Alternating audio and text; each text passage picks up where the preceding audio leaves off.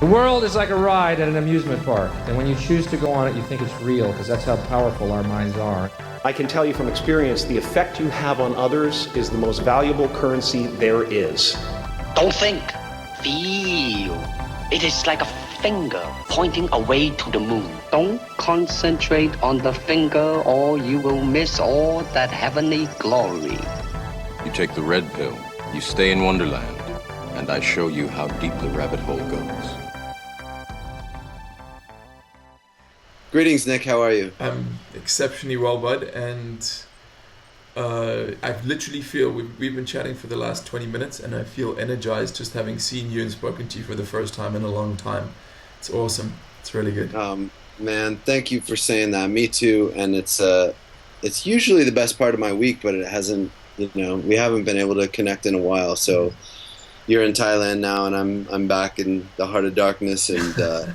Today's actually a really good day, as opposed to yesterday, and it got me thinking. And then I'll tell you my side of it, but we'll do the classic digital community turnaround. But first of all, the question is, what are you not doing in your life regularly that would make your life better? I knew you were going to hit me with something like that. But you know what it is? I used to have a really good routine with exercise. Like I was working out, whether it be yoga or jiu-jitsu or an intense Metcon type workout or some sort of calisthenic type workout, at least once a day and sometimes twice a day. And I got to the point, it was about a couple of years ago, where physical culture has been my job was my primary job and my primary means of income for so long. Like I was personal training people, I was teaching jiu-jitsu classes and private classes and studying yoga, and eventually I just got to the point where I was like, I just don't want to do that in my spare time anymore. I just want to take a break kind of thing. And as I was saying to my friend a while back, he was saying, I'm going to the gym, and I was like, how long are you going to be in the gym? And he was like, I'll be like an hour. And I was thinking to myself, and I said to him, fuck, a workout for me is like a 2.5 hour production.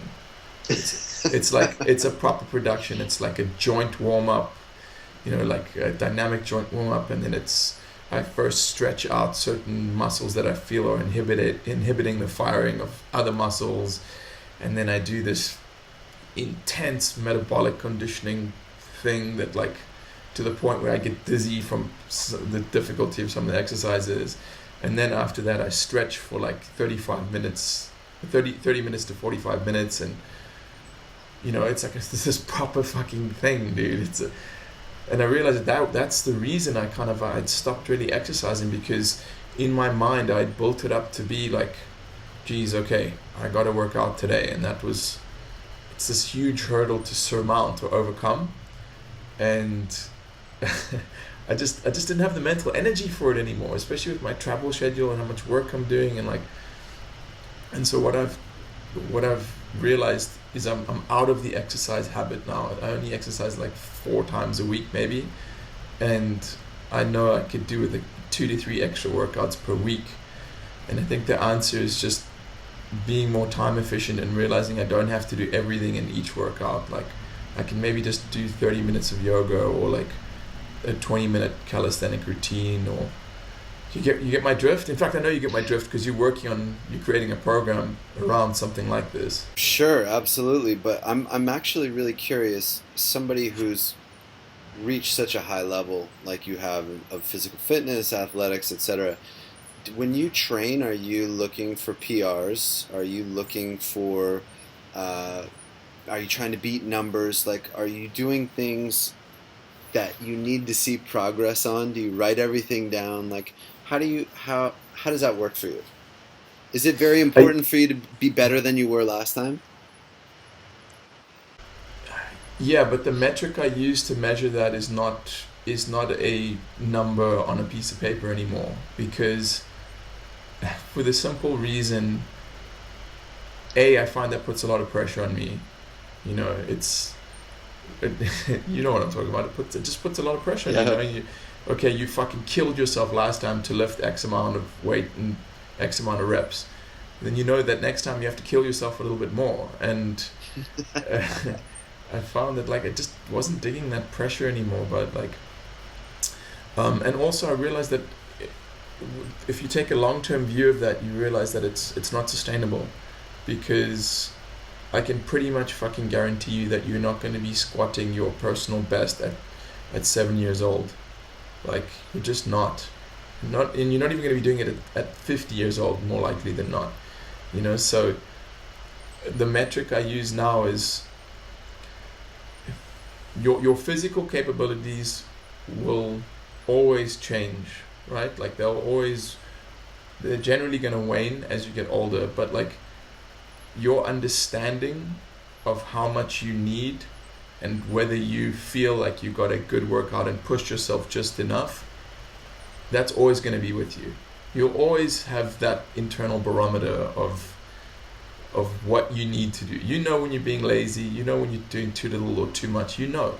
So now it's a lot more about feel than it is about writing numbers down. And another reason I stopped writing numbers down is because the body, you know it better than anyone, is that the body is such an amazing adaptive organism that if you use that linear trajectory of PRs, even if your PR keeps increasing, sometimes the effectiveness of the workout will degrade. Like, you have to start mixing things up and challenging the body in new ways. And so I don't think that that PRs are necessarily the right thing for me. But strangely enough, I'm writing a jiu-jitsu article at the moment about it's a similar kind of concept, which is the idea that you need the structure, you need to internalize the structure or the framework before you can supersede it. So if you're a beginner in jiu-jitsu, we work with this thing called positional hierarchy, in which some positions are better to be in than others, right? But at the highest level, the elite guys can thwart that. They don't have to adhere to that. And I think with training and bodybuilding, you've experienced it as well. Like, the beginner has to come in and he has to work on building up a certain squat number, or like mastering a certain number of reps in his pull-up, or he has to work with those frameworks or those methodologies in the beginning. He has to hold himself accountable, and you have to earn the right to be able to thwart that. Does that make sense? Yeah, I remember reading bodybuilding articles as a kid, and I was always amazed by, the dudes that would talk about how they train. I do instinctual training where I'll come in and just train biceps for 23 hours. And I was like, how can they do that? That's insane. and there are a lot of reasons why they can do that, but also they're at such an advanced level of lifting that they can just, they don't have to go, okay, well, today I'm doing 5 sets of 5 squats and 5 sets of 5 bent rows. But I'm always interested to hear how people approach progress with the physical, with the prowess of the organism, because we've talked about this a lot. Like, it changes as you get older and your priorities change. And I think for so many of us for so long, we really focus on, I gotta eat this and I gotta train like this. But the thing that is constantly neglected is the mental aspect, is the mental strength. I think if people spent as much time trying to build their courage and their mental discipline as they do their nutritional discipline and their physical discipline, oh my God, people would have a tremendous amount of balance. And here's, this is something I find fascinating. It's going to be a very long and convoluted way for me to explain it to you, but I think you'll get it, right? I watched this show, which I find very clever, very interesting. It's called Naruto. Now, it's a Japanese anime, like a Japanese animated cartoon, and it's about these different villages, and each village has a group of ninja protectors. These villages are in ancient Japan. And in Japanese, the word jitsu refers to technique, right? And each of the ninjas of the different villages has their own special jitsu or their own special secret techniques or techniques that they've mastered. And there's a specific type of technique that they use, that some of them use in battle, which is called Gen-Jutsu, which is like mind techniques, like trickery or like kind of like Jedi mind tricks, right? Fuckery. Yeah, exactly. Now, sometimes the show is so clever, bro. Sometimes they use Gen-Jutsu within Gen-Jutsu. So they'll be using a particular technique on someone, and the guy will figure out, oh, I see your Gen-Jutsu, and I know what you're doing to me, and I'm gonna counter it with this. And then before he knows it, he's like, oh fuck, that wasn't even the Gen-Jutsu he was attacking me with. He was attacking you with a Gen-Jutsu within a Gen-Jutsu, right? You follow? I love that. Yeah, I love that. So here's a Gen-Jutsu within a Gen-Jutsu in training, right? And so the first level of it is mental strength and overcoming adversity, or like getting to that point where your will is gonna crack, right? And you're like, can I push out another rep, or can't I push out another rep? Like that's the first level of Gen-Jutsu. And then the next level of Gen-Jutsu, this is something I've been exploring a lot in my own psyche, is figuring out what the motivation is for that first level of Gen-Jutsu. So for example, and sometimes realizing that it's even more powerful to not force yourself through something. I'm going to try to think of a better example. Okay, here's an example. It's a crude example, but for example, you want to get in better. There's a random guy, Joe Smith, and he wants a 6-pack, right, to impress the opposite sex. Sure. Or as we've discussed earlier, maybe to even impress the same sex, right? That's just my theory, but you know. Yeah.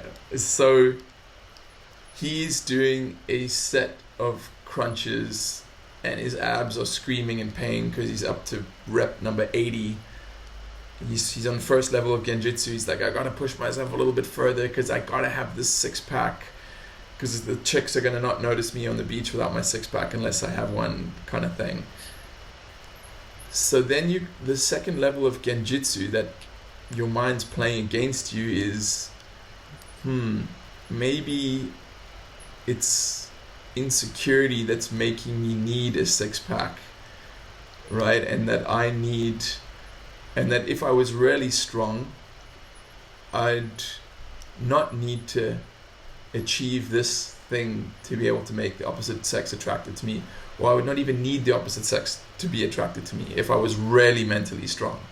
Do you follow what I'm saying? So it's like the Sure. It's the second level, right? And I'm sure there's a third and a fourth level, right? Yeah, I was gonna say, okay, well, what's the third? I can't wait. This is great. So at the moment, like, I'm working with the second level, and it's very tricky because sometimes you have to figure out, is that second level just laziness? You know, or is it really that you have superseded the need to push yourself to the fucking brink of death every time you do a set, or every time you go into a business meeting, or it ties in, like, as I said, it's something I've been exploring in my own psyche, and I think it's a very interesting spiritual kind of paradigm. I'm reading a book called Dissolving the Problem by Letting Go. And this guy's premise is that the ego wants to work on a problem. It wants to, like, figure things out. It wants to find the solution and, like, make things better. And that's Gen-Jutsu level 1. And Gen-Jutsu level 2 is realizing that there is no problem.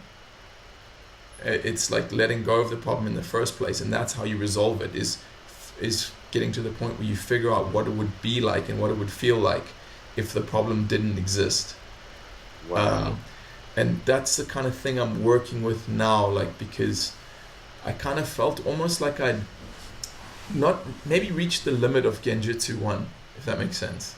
Like, I was just so exhausted mentally of trying to push myself through every field of endeavor that I was involved in, or through every aspect of my life. Like, I was just tired of trying to figure it all out. You know what I mean? Exhausting, and you're banging your head against a wall and struggling. So I have to ask, so would level 3, at least in your mind, the way you speculate upon a level 3, be just the understanding that everything is an illusion and that we're all sort of trapped in this wheel of suffering that we're trying to, extricate ourselves from, if only we can understand that that is what level 3 is all about? I don't know. I've often considered that, and it's an interesting sounding theory, and I think there's definitely some truth to it. Perhaps a better question is, what do you think level 3 Gen-Jutsu is? I think that's it. I can't remember the name of the book, but a friend of mine lent me a book.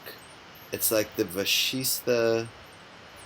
I'll figure it out. We'll put it in the show notes. Mm-hmm. But it was made very clear by a couple of great anecdotes, and that ancient writing has that just beautiful way of saying things so simply and making you go, oh yeah, I guess it is just all sort of an illusion when you describe it like that, and the pain and the suffering is sort of unnecessary.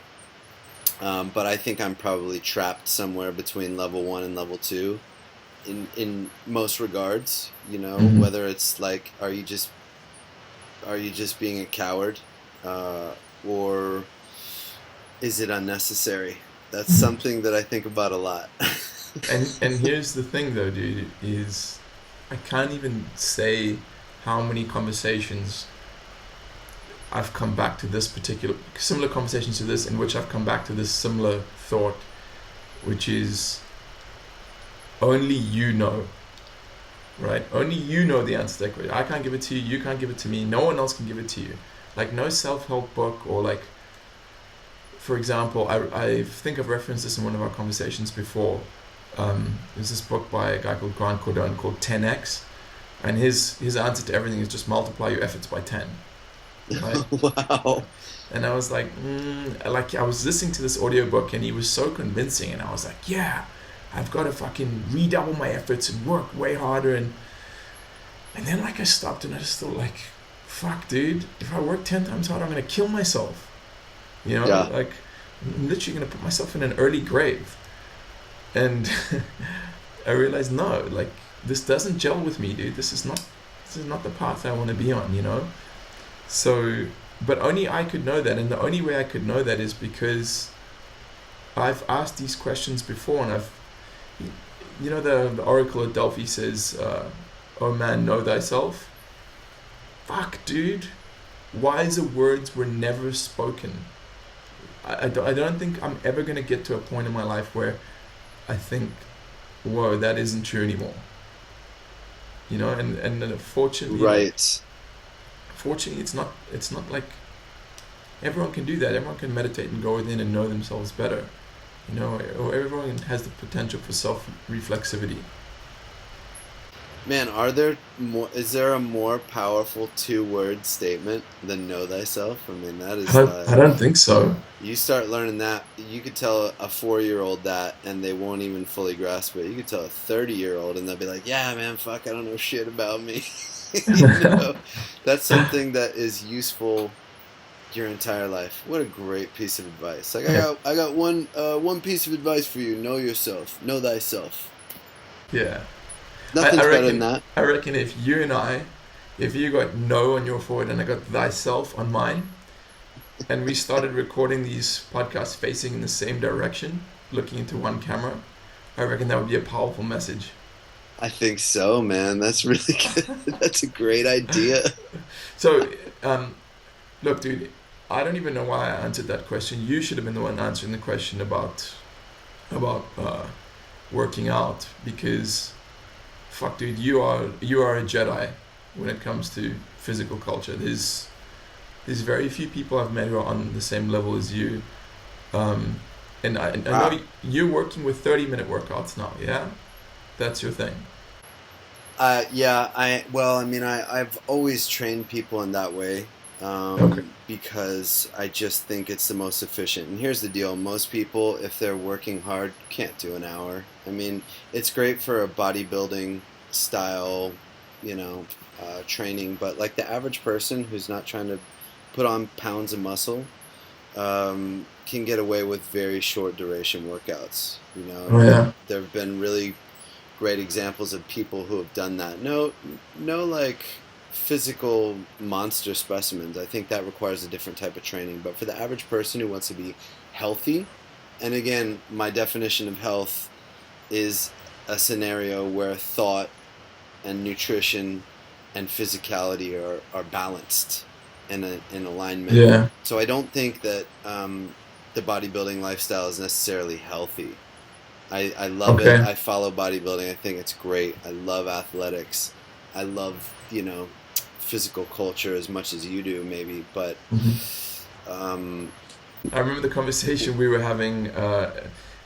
It's the long lost episode of Digital Communion that we recorded in that restaurant. That the audio wasn't good enough. Maybe one day we'll still release that.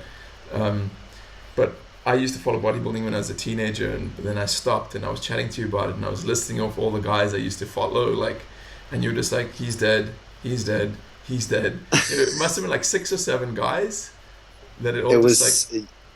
yeah, like there's a lot of people have died, man. It's just not.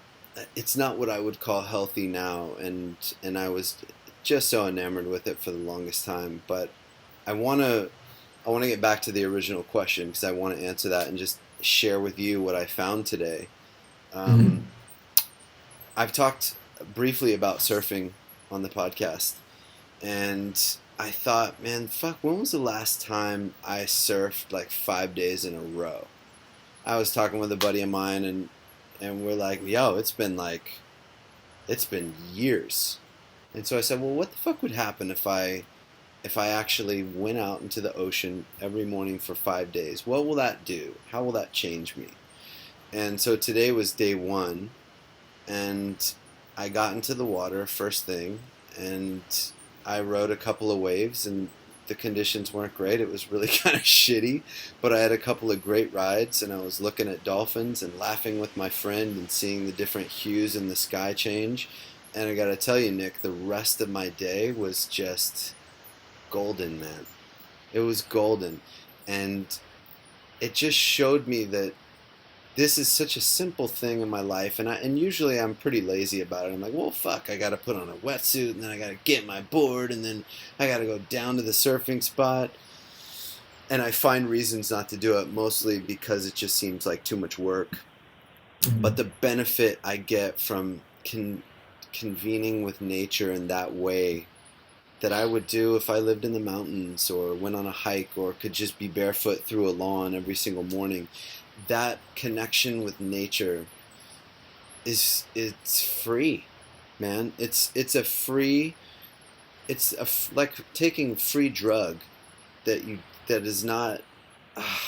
I'm not articulating this very well because it was very exciting and I got super passionate about it. But the point is, I went down and gotten that massive body of water that's so alive, and the rest of my day was phenomenal. And I'm gonna do that and see what it's like by Friday.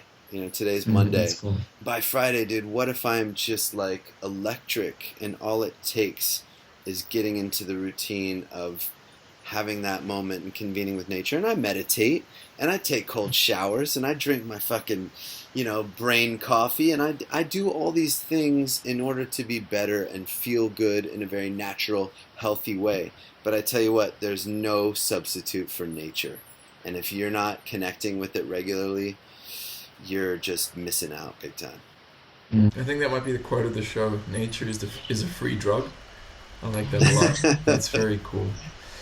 Yeah. My man, I'm very energized having spoken to you. I'm looking forward to chatting to you again pretty soon.